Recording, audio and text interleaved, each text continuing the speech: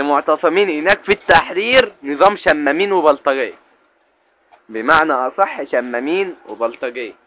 الخيم اللي هناك تحتوي على اسلحة شفتها بعناية، اسلحة شفتها بعناية.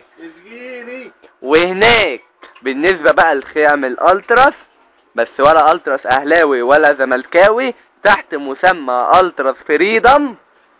الاتنين دول الخيم بتاعتهم بتحتوي على اسلحة.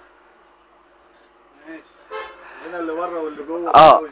وبالنسبة بقى للبنات اللي مع الالتراس فريدم، فاللي انا شفته دول مش بنات، دول مش ولاد ناس. ايوه، بمعنى اصح مش ولاد ناس. قولي الحقيقة في موضوع البنات ده عشان دي شهادة هتحاسب عليها يوم القيامة. ماشي، ما انا بقول لك اهو اللي انا شفته.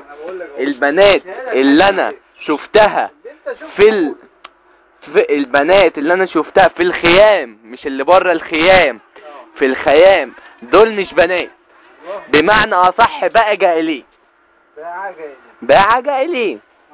باع يعني ولا باع؟ لا، باع. ولا باع مبعوث؟ باع جائلين مش بنات، بمعنى اصح دول مش بنات، مش بنات ولاد ناس.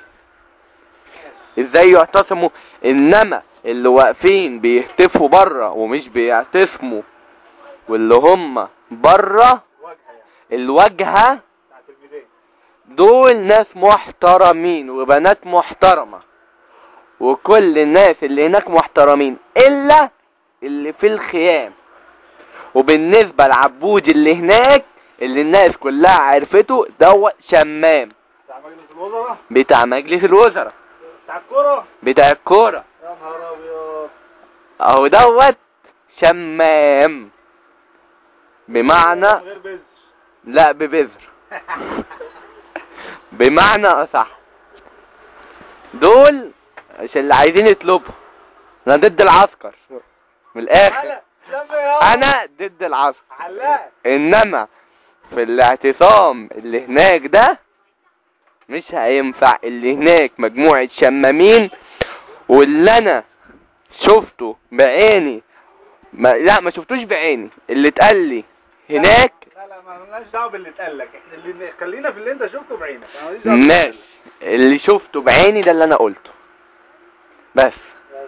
شكرا، متشكرين يا عم تحتمس. مش لازم نقول اسمك النهارده.